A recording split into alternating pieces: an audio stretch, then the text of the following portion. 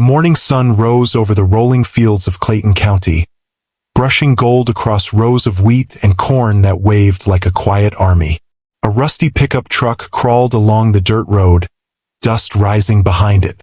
Inside, Tom Green, 52, wore his usual faded overalls, straw hat, and the calm patience of a man who'd been working the land longer than most people had been alive. At the same time, 50 miles away, inside a glass-walled newsroom in the city, Rachel Monroe leaned back in her chair and sighed. She was 28, sharp-tongued, witty, and known for one thing, her viral exposés that mocked small-town culture. Today, her editor had a new assignment. "Rachel," he said, dropping a folder on her desk, "head out to Clayton County. The state's biggest agriculture conference is this weekend. One of the farmers, Thomas Green, just won some local innovation award. Do a short human interest story on him." She raised an eyebrow. "A farmer?" "Yeah," the editor said. "The guy's apparently old-fashioned but has been running something called Green Agrotech. Don't make it too technical. Just a feel-good piece for our weekend segment." Rachel smirked. "You know my feel-good pieces usually have bite." Her editor sighed. "Just don't insult anyone this time. Okay?" Rachel smiled like she'd already decided not to listen. A few hours later, her sleek black SUV rolled into the dusty little town of Clayton. The streets were quiet, the kind of place where everyone waved at everyone. A concept Rachel found both sweet and strange. She pulled up to Green Farms, stepped out in her designer heels, and instantly regretted it as her foot sank into soft dirt. "City folks?" murmured an old man walking by, grinning. Rachel brushed off her coat and spotted a tall, broad-shouldered man near the barn, stacking feed bags with slow precision. He wore work gloves, sun-weathered skin, and an easy smile. She approached, notebook in hand. "Mr. Green." He looked up. "That'd be me, ma'am. You must be the reporter." "Yes, Rachel Monroe from Metro Daily News. Mind if I ask you a few questions?" He wiped his hands on a rag and nodded. "Sure thing. But I talk plain, so you might not get fancy answers." Rachel smirked. "That's fine. Simple's good." She clicked her recorder. "So, you've been farming all your life?" He nodded. "Born right here. My daddy before me. But we've been changin' with the times, solar irrigation, data tracking, new seed rotation methods." Rachel raised a brow. "Data tracking? Impressive for a local operation." He chuckled. "Ma'am, corn don't care if you're local or global. You treat it right, it feeds you just the same." She jotted notes, amused by his twang. "That's poetic. Did you rehearse that?" "No, ma'am," he said. "Don't need to rehearse honesty." That answer, calm, confident, unsettled her more than she expected. Later, as they sat on his porch, he offered her lemonade in a mason jar. She hesitated, then took it. "So," she said, "this innovation award, what exactly did you invent?" He smiled. "We made a soil sensor that adjusts irrigation automatically, cuts water use by 40%. Good for the planet, good for the wallet." She blinked. "You made that?" "With a few engineers from the community college," he said. "Folks said we couldn't mix old farming with new tech. I said, watch us." Rachel smirked. "Well, congratulations. I'll make sure the article sounds flattering." He chuckled. "Don't do me favors. Just tell the truth." As she packed up to leave, a little boy, maybe 7, ran up and hugged Thomas's leg. "Daddy, Grandpa's waiting." Rachel smiled. "Your son, grandson," he said proudly, "teaches me more about patience than the fields ever did." Something in his tone, the way he said it, lingered with her longer than she liked. Back at her hotel, Rachel opened her laptop to start writing. The glow of the screen lit her tired face as she typed. Thomas Green is exactly what you'd expect from a small-town farmer. Plain-spoken, old-fashioned, and charmingly unaware of how the modern world works. She paused, smirked, and added, His grammar is as rough as his calloused hands, but somehow, his simplicity makes him lovable. She hit send. The next morning, her editor called. "Rachel, what did you do?" She frowned. "What do you mean?" "The article's getting attention, but not the good kind. People are calling it condescending. You mocked his accent." She laughed. "Come on. It's satire." Her editor's tone hardened. "It's arrogance. And green agrotech? Turns out it's not just a farm. They're a multimillion-dollar agricultural startup backed by investors." Rachel froze. "What?" "Yeah," the editor said. "You just mocked the CEO of the fastest-growing agritech firm in the state." Her face drained of color. He sighed. "He's requested a meeting. You're going to fix this on camera." Rachel stared at her phone, heartbeat thudding. The man she thought was just a farmer was something much more. The next day, she stood outside a sleek glass building downtown. A sign above the door read, "Green Agrotech Headquarters." She took a deep breath and walked in, past employees in crisp uniforms and digital monitors displaying crop data. When the elevator doors opened, Thomas was waiting.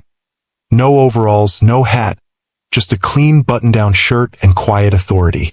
He smiled politely. "Morning, Miss Monroe. Glad you could make it."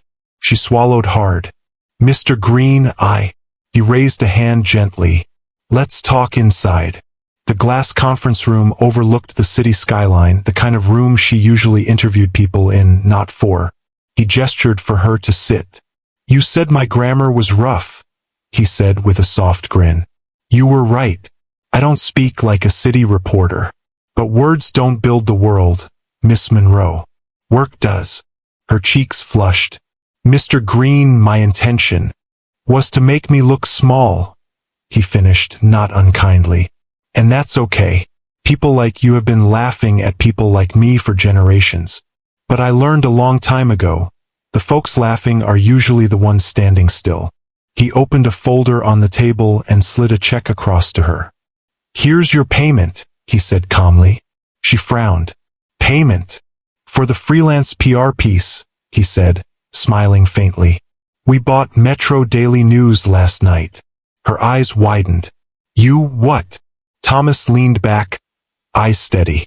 "When I said we were growing, I meant it. Your editor now works for me. So do you."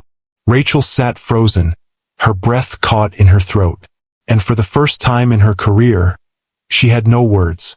Rachel sat in stunned silence as Thomas Green's words sank in. The room felt smaller now, not because of its glass walls, but because of the quiet weight of what he had just said. "You bought the paper?" she managed to whisper. Thomas smiled faintly, the same patient, weathered look he'd had when she first met him. Only now, the authority behind it was undeniable. "Bought the parent company, actually. Came up for sale after your last quarterly slump. I figured, why not invest in better storytelling?" Rachel blinked, speechless. "You can't be serious." "Oh, I'm as serious as rain," he said softly. "You see, Miss Monroe, I believe in the power of words. Words build or break bridges, and sometimes they teach a lesson that 1,000 acres of land never could." She sat frozen. "So what happens now? You fire me?" Thomas leaned back in his chair, thoughtful. "Fire you? No. I don't believe in wasting potential. Besides," he smiled again, "you write too well to be silenced. You just aim your sharpness at the wrong people." Her throat tightened. "You're giving me a second chance?" "Not giving," he corrected gently. "Offering. There's a difference." He stood, walked over to the window, and looked out over the city skyline. "You wanted a story, Miss Monroe. I'm giving you one, but not from behind a desk. You're going to see how people like me live, work, and fight to stay afloat. No headlines, no fancy edits, just the truth." Rachel frowned. "You want me to work on your farm?" "I want you to learn," he said. Because sometimes the best education comes from dirt under your nails. 2 days later, Rachel arrived back in Clayton County. This time in jeans and sneakers instead of heels. The early morning air smelled of earth and dew. She walked toward the barn where Thomas was already unloading crates. "Morning, Miss Monroe," he called, not looking up. "Glad you didn't back out."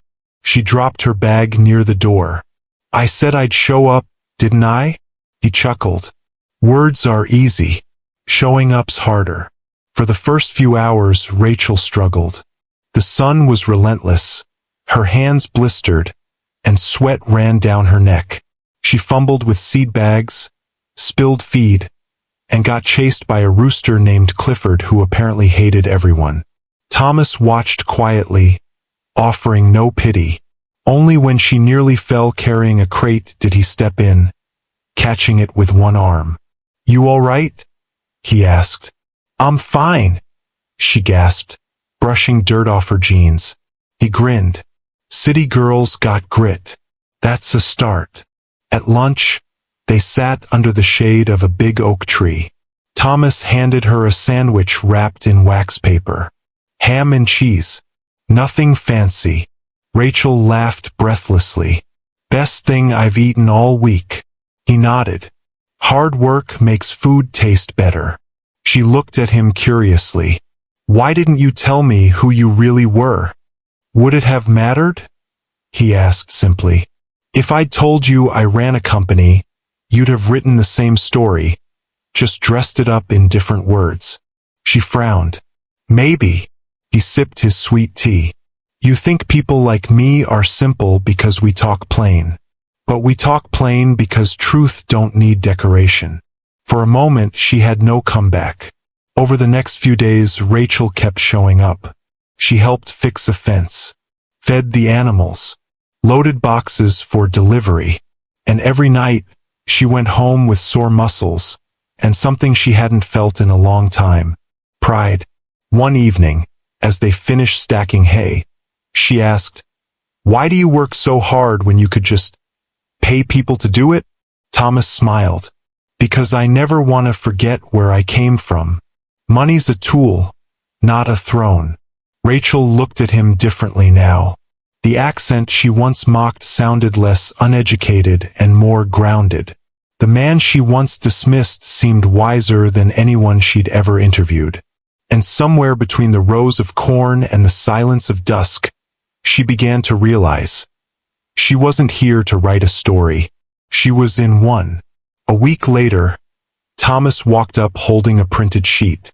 "We've got an event tomorrow, investors and partners visiting the site.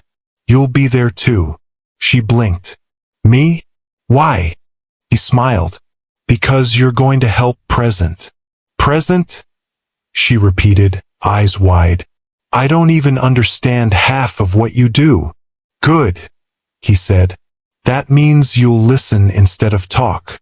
The next morning, the farm buzzed with energy. Cars lined the dirt road, journalists, executives, and government reps arriving for the annual showcase of Green Agrotech's latest innovations. Rachel stood near the demo tent, hands trembling slightly as cameras rolled. She saw the crowd whispering, and among them, she spotted her editor. He looked nervous. Thomas stepped up to the podium, microphone in hand. "Morning, everyone. Today I want to show you what real change looks like, not in numbers but in people." He paused, eyes sweeping across the audience, then landed on Rachel. "And I want to introduce someone who came here thinking she'd teach me something, but ended up learning a thing or two herself." Her heart skipped. "This here's Miss Rachel Monroe," he continued. "She's got more talent than most people ever find. Just needed to see that honesty doesn't live in headlines. It lives in hard work." The crowd turned to her. Cameras flashed. Rachel stepped forward hesitantly, took a deep breath and said, "Mr. Green is right. I came here looking for a story to mock. What I found was a story worth telling." Her voice steadied. "You don't have to sound smart to be smart. You You don't have to talk fancy to build something that lasts. And if you ever think you're too educated to learn, come spend one day here." Applause rippled through the crowd. Thomas nodded approvingly. "Well said." Rachel smiled at him, her voice soft. "You taught me that." After the event, as the sun dipped low, Thomas approached her with a grin. "Not bad for a city girl." She laughed. "Not bad for a man I once called uneducated." He chuckled. "Well, Miss Monroe, maybe education just comes in different forms." She nodded slowly. "Yeah, maybe it does." And as the first stars blinked over the fields, Rachel realized she wasn't done writing. She was just starting to understand what was worth writing about. By Monday morning, Rachel Monroe sat in front of her laptop, the screen's glow reflecting in her tired eyes. But this time, she wasn't writing to impress her editor. She was writing to make things right. She took a deep breath and began typing the words that would undo and remake her career. "A week ago, I mocked a farmer for how he spoke. Today, I realize he speaks a language far wiser than any I've learned in a newsroom." Her fingers trembled slightly as she continued. "Thomas Green doesn't talk like us. He works, listens, and leads with a kind of integrity you can't fake. I went to his farm expecting to find a simple man with simple dreams.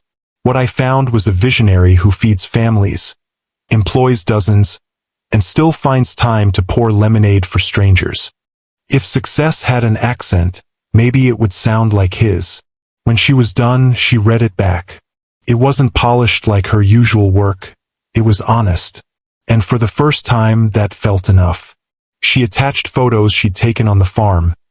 Thomas with his grandson, the golden rows of wheat, the solar panels that lined the field like sentinels of change. Then she hit send. By noon, her article titled "The Man I Mocked" and "What He Taught Me About Respect" had gone live. Within hours, it exploded. Thousands of comments poured in. Farmers across the country shared it with pride. Professors quoted it. Even major media outlets picked it up, calling it the most humble retraction in years. Rachel's phone buzzed nonstop. Her editor called, his tone uncharacteristically soft. "Rachel," he said, "I've been in this business 30 years. I've never seen anything like this." She swallowed hard. "Is it bad?" "It's beautiful," he said. "You didn't just apologize, you elevated him. The piece has over 1 million reads." She leaned back, exhaling shakily. "I didn't write it for clicks." "I know," he said. "That's why it worked." Meanwhile, back in Clayton County, Thomas sat on his porch, coffee mug in hand, his grandson on his knee. He scrolled through his phone, something he rarely did, and smiled when he saw Rachel's words on the screen. His daughter, Anna, peeked out from the kitchen. "Dad, are you seeing this? She's everywhere. They're calling you an inspiration." Thomas chuckled quietly. "Nah, just a man with good dirt and better people." But as he looked out over the fields, a rare emotion crept across his face, pride mixed with forgiveness.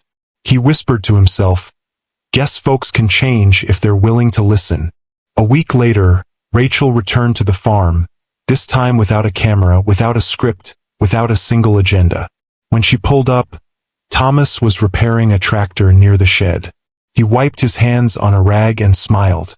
"Well, if it ain't the city girl who crashed my servers." She laughed softly. "You saw it."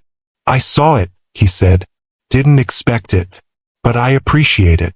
She hesitated. "You didn't have to forgive me." "I didn't," he said gently. "I just chose to move forward. Anger's heavy. I've got enough weight to carry without it." Rachel's eyes glistened. "You're a better man than most." He shook his head. "Nah, just one who's made enough mistakes to know better." Later that afternoon, they sat by the fence watching the sun dip low across the fields.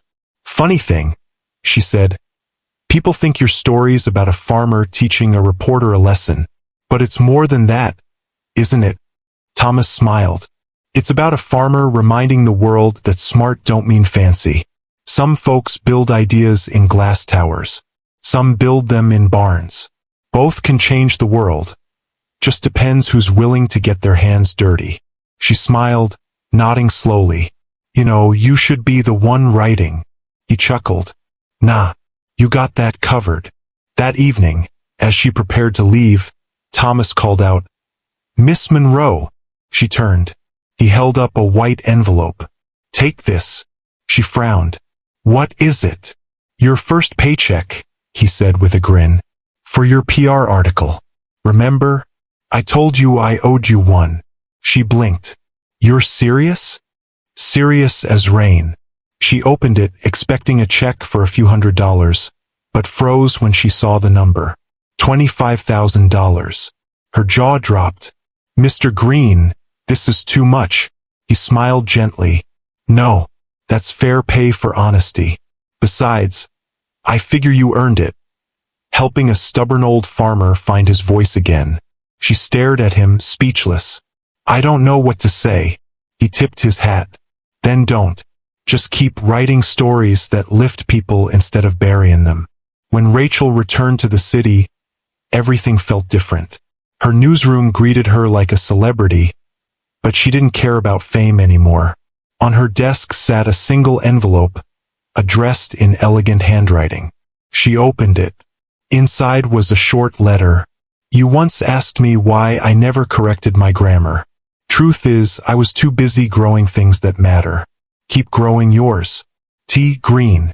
She smiled, folded the note carefully, and pinned it above her desk. That night, she began writing again, but not about celebrity scandals or city gossip.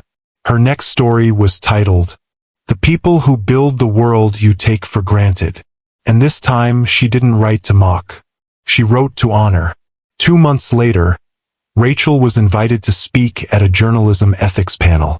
As she stood at the podium in front of hundreds of young reporters, she began with a smile.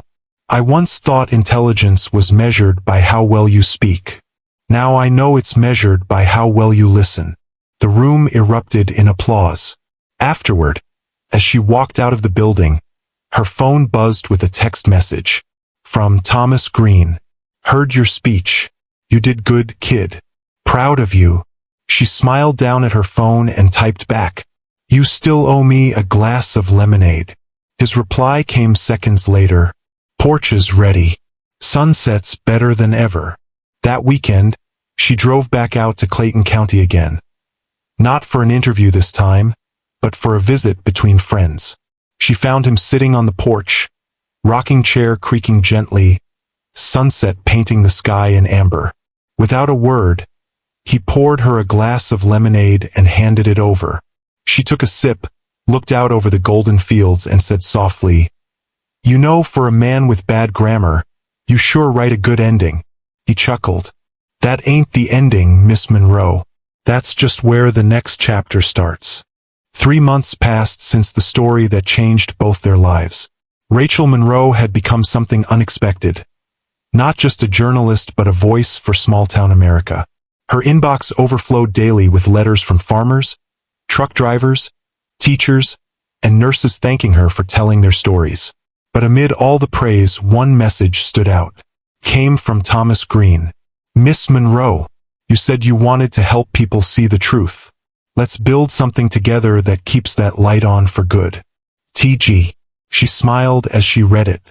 Thomas never wasted words. Every sentence felt carved from sincerity. 2 days later, she drove down to Clayton County again. The drive, once a long and unfamiliar road, now felt like coming home. When she arrived, Thomas was waiting outside the barn. Same warm grin, same weathered hands. Though this time he wasn't alone. Beside him stood Anna, his daughter, a marketing executive who ran Green Agrotech's outreach division. Glad you could make it, Thomas said, shaking her hand. Got an idea I think you'll like. Rachel grinned. With you, that usually means something big. He chuckled. Not big. Important. Inside the barn, where the smell of hay mixed with faint motor oil, Thomas unfolded a blueprint on a wooden table. It wasn't for a machine, it was for a program. At the top of the page were the words, "The Green Monroe Rural Journalism Fellowship." Rachel blinked. "You named this after me?" Thomas shrugged. "After us.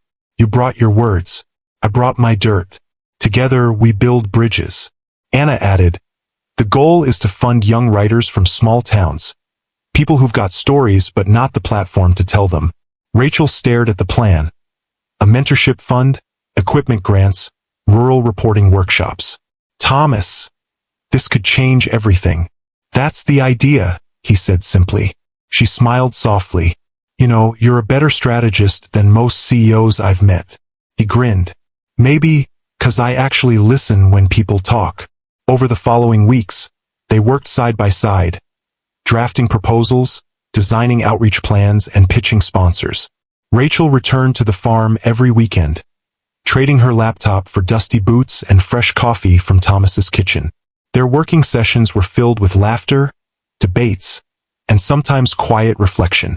One evening, as they reviewed submissions from young writers, Thomas said, "You ever wonder why you and me crossed paths?" Rachel looked up. "You mean besides fate teaching me a public lesson in humility?" He chuckled. "Besides that, I think maybe—" She paused, choosing her words carefully. "You were meant to remind me what truth sounds like when it's not dressed up." Thomas nodded thoughtfully. "And you reminded me that words can fix more than engines." They shared a quiet smile. Two people from opposite worlds, now working toward the same purpose. By spring, their fellowship launched with overwhelming success. Major media outlets covered the story. Farmer and reporter team up to empower rural voices. Within weeks, applications poured in from every corner of the country, from Appalachian towns, Texas plains, and Midwestern farms. At the official launch event, Rachel stood on a small stage under an open sky, sunlight glinting off the banner behind her. Dozens of students, journalists, and locals filled the field, applauding as she stepped up to speak. 3 months ago, she began, I wrote a story that was supposed to make people laugh, but instead, it made me listen, and that changed everything. She gestured to Thomas, sitting near the front row. This man right here, the one I mocked, didn't just forgive me. He invited me to help build something better. Applause rippled through the crowd. Rachel continued, her voice steady but full of emotion. The Green Monroe Fellowship isn't just about writing. It's about respect. It's about making sure no voice gets lost just because it doesn't sound polished. She paused, looking out over the faces of young hopefuls. Stories don't belong to cities. They belong to people. And if we don't tell them, someone else will twist them. The crowd rose to their feet in a standing ovation. Thomas approached the mic next, his hat in hand. When Rachel first showed up, I thought she came to write about me. Turns out she came to write with me. She helped me realize that being heard ain't about being loud. It's about being honest. He smiled at her. And honesty sounds real good in any accent. The audience laughed and cheered. Cameras flashed. Rachel's eyes glistened as she turned toward him. You always know how to steal my closing line. He grinned. Just fixing what's broken, ma'am. Old habits die hard. After the event, as the crowd dispersed and the sun dipped behind the hills, Rachel and Thomas stood together near the edge of the field. Feels good, doesn't it? She said softly. Thomas looked at the horizon. Feels like planting season. You never know how big the harvest'll be, but you plant anyway. She smiled. You really should teach philosophy. He shook his head. Nah, just living it. A soft breeze stirred the wheat nearby. It was quiet for a moment, peaceful in the way that only moments of completion can be. Rachel, he said, breaking the silence. You ever think about what comes next? She looked at him, her voice gentle. Whatever it is, I'm in. The next morning, the fellowship website crashed from too many visitors. Within a week, national organizations reached out for partnerships. By the end of the month, the Green Monroe Initiative had become a nationwide movement, spotlighting untold stories of truckers, nurses, factory workers, and small-town dreamers. Rachel's latest article, The Power of Humble Voices, became a viral hit. But this time, the praise wasn't just for her words. It was for what those words had built. That night, Thomas sat on his porch again, phone in hand, scrolling through the fellowship's success stories. One message caught his eye. "Dear Mr. Green, I grew up thinking my story didn't matter. Because of your program, now I know it does. Thank you. Emily, age 19, Iowa." He smiled quietly, looking up at the stars. Rachel's voice played softly on the podcast she'd recorded that morning. "The man I once mocked reminded me that dignity isn't something you earn. It's something you honor. And sometimes the people we underestimate end up rewriting our lives." He leaned back, rocking chair creaking, and whispered to himself, "Guess she learned the language after all." 6 months later, Rachel Monroe stood at the edge of a stage unlike any she'd ever seen. 1,000 faces looked up from the grand hall of the Global Media and Social Impact Summit in Geneva. Cameras flashed, translators whispered into headsets, and a banner above her read, "Ordinary Voices, Extraordinary Change." And standing just a few feet away, in a tailored black suit, hat tucked respectfully under his arm, was Thomas Green. He looked completely out of place, and perfectly at home. Rachel whispered nervously, "You sure you're ready for this, Thomas?" He smiled. "Darlin', I used to face thunderstorms that could flatten barns. I think I can handle a few cameras." The host introduced them with thunderous applause. "Please welcome the farmer and the journalist whose unlikely friendship changed the way the world listens." They stepped forward together, city and soil, ink and earth, side by side. Rachel began, her voice steady, clear. "6 months ago, I wrote an article that changed my life. But it didn't start that way. It started with arrogance." She paused, scanning the room. "I mocked a man because of how he spoke, and in doing so, I exposed how small I'd become." A ripple of silence spread through the hall. She turned toward Thomas. "That man could have humiliated me. Instead, he taught me. And today, everything you see, every voice being lifted through our fellowship, started with that moment of grace." Applause swelled. Thomas stepped up next to her, adjusting the mic slightly. He smiled at the audience, that easy, genuine smile that never needed polish. "I ain't much for fancy speeches," he began, his southern drawl filling the massive hall. "But I reckon y'all should know, forgiveness don't mean forgettin'. It means plantin' again where the soil's been hurt." The crowd leaned in. His calmness commanded attention more than any celebrity ever could. "When Rachel came to my farm, she saw a man with dirt on his hands," he continued. "What she didn't see was that the dirt's where the roots live, and the roots are where the growth happens." He looked toward her. "Now she's helping those roots grow all over the world." The hall erupted into applause. Some people even stood. Rachel smiled, wiping a tear she hadn't expected. "You always know how to make me cry on stage," he chuckled. "Part of the job description, ma'am." After the speech, reporters flooded them with questions. "How did you two start working together? What's next for the Green Monroe Fellowship? Mr. Green, how do you feel about being called a symbol of modern humility?" Thomas laughed softly. "Never cared for titles. I'm just a man who grows things."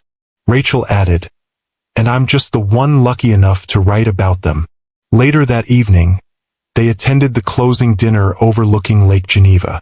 The city lights shimmered on the water, and soft jazz played in the background. Rachel raised her glass. "To dirt and dignity," she said. Thomas chuckled. "To forgiveness and second chances." They clinked glasses. As the music played, Rachel leaned back, exhaling deeply. "You realize, Thomas, we went from arguing in a cornfield to addressing the world's press." He smiled. "World's funny like that. You never know which seed's gonna take root." Back home, weeks later, the Green Monroe Fellowship expanded to 12 countries. Small-town storytellers from Kenya, India, Brazil, and the Philippines joined the movement, all telling stories about real people doing honest work. One viral video showed a young girl in Uganda, microphone in hand, saying, "I used to think no one wanted to hear our stories. Now I know they do." Rachel watched the clip on her laptop, smiling. "You seeing this, Thomas?" she texted. A few minutes later, his reply came through, along with a photo of him on the porch, coffee mug in hand, sunrise behind him. "I see it. You did good, kid." She smiled, then typed back, "No, we did." A month later, Rachel drove down to Clayton County again. This time, the old barn looked different, newer, brighter. A big sign hung over the entrance. The Green Monroe Media Center, where every voice matters. Inside, young journalists from rural towns were editing videos, recording podcasts, and writing stories on donated laptops. Thomas watched from the doorway, pride shining in his eyes. "Guess they don't need us much anymore," he said. Rachel smiled. "That's the point, isn't it? To make something that outgrows us." He nodded slowly. "Yeah, like planting a tree you'll never sit under." They stood quietly, listening to the hum of creativity filling the space that used to smell only of hay and tractors. Later that afternoon, they sat outside on the same porch as always. The air smelled of fresh rain and cut grass. Rachel asked, "You ever think about what would have happened if I'd never written that first story?" Thomas grinned. "Then maybe somebody else would have. World's got a funny way of getting things done, with or without us." She laughed. "You make it sound so simple." "It is simple," he said, tipping his hat. "Respect people. Listen more than you talk. And never judge a man by his grammar or a woman by her headline." Rachel laughed so hard she nearly spilled her coffee. "I'm stealing that quote." "You do that," he said. "Just spell my name right this time." That evening, as the sun dipped low and painted the fields gold, Thomas stood to leave. "Heading out?" Rachel asked. "Yep. Got a tractor to fix before sundown. Some things never change." He started walking toward his truck, but halfway down the path he turned and called back, "Miss Monroe." "Yeah?" she said, shading her eyes. "You keep writing the truth, you hear? Not for the clicks, for the people." She smiled softly. "Always." And as his pickup disappeared down the dirt road, Rachel felt a deep calm settle over her. The story was never about one mistake. It was about grace, about learning that sometimes the people we underestimate end up holding the wisdom we spend a lifetime chasing. She turned her gaze to the horizon and whispered, "Thank you, Thomas." Then, for the first time in years, she closed her laptop and just watched the sunset.